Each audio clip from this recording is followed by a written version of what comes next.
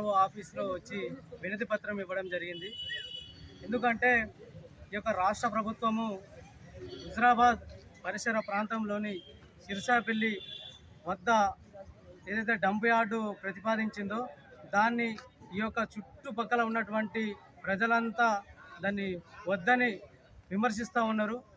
మేము ప్రజల అవసరాలని, రైతులకు సంబంధించి ప్రతి ఒక్కరికి వాళ్ళ యొక్క భావనను తెలుసుకొని మేము ఈరోజు వాళ్ళ పక్షాన నిలబడి భారతీయ జనతా పార్టీ హుజరాబాద్ పట్టణ మండల శాఖ ఆధ్వర్యంలో నిరసన వ్యక్తం చేసి వినతి పత్రం ఇవ్వడం జరిగింది.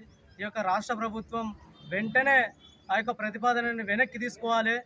చెత్త మొత్తం ఈ యొక్క 3 ఉమ్మడి జిల్లాలో ఉన్నటువంటి చెత్త మొత్తము హుజరాబాద్ ప్రాంతంలో వేస్తే హుజరాబాదు ప్రాంతం మొత్తం కలుషితం అయిపోతుంది, అభివృద్ధికి నోచుకోకుండా వెళ్ళిపోతుంది.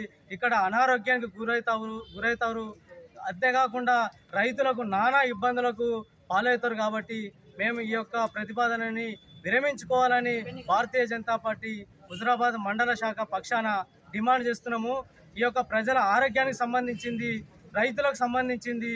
కాబట్టి ఈ యొక్క ప్రతిపాదనని వెనక్కి తీసుకోవాలి.